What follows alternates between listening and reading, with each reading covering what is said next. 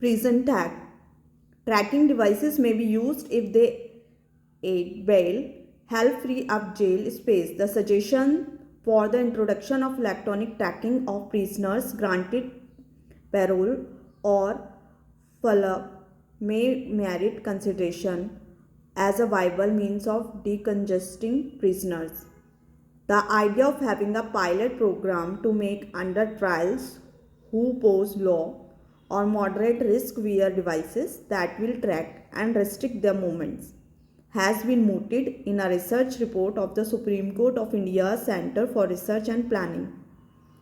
This is not the first time the use of electronic tracking has been considered, though the Model Prisons and Correctional Services Act 2023 contains a provision that says prisoners may be granted prison leave on the condition of their willingness to wear electronic tracking devices so that their movement and activities may be monitored.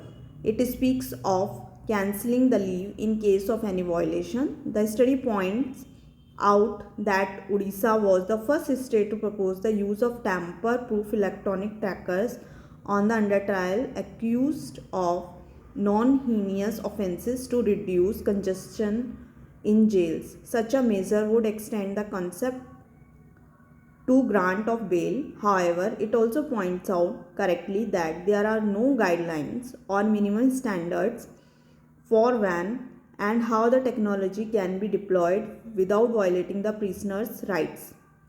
The use of technology for tracking the movement of those allowed to leave prison on some conditions does raise such concerns. The court earlier this year disapproved of imposing bail conditions that would infringe their right to privacy of the accused. The contest in that case was a bail condition that the accused should pin his location on the Google Maps and share it with the investigating officers. However, it ought not to mean the electronic tagging should be rejected out of hand. A parliamentary standing committee had approved of cost-effective devices being used with the consent of the accused, citing the possible gains of avoiding rights violation, reducing administrative costs, and decongesting prisons. Rising occupancy in prisons has been a matter of concern in the last few years.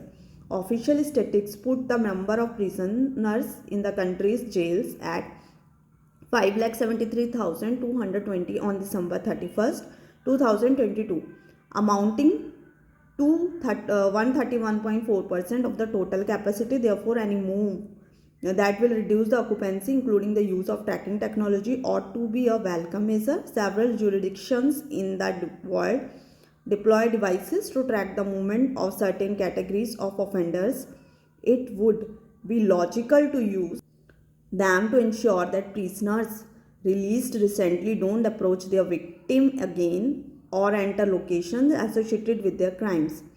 If the tracker were to be compact in terms of size and visibility, it could also make the beneficiaries of bail shed their reluctance to wear them for fear of stigmatization.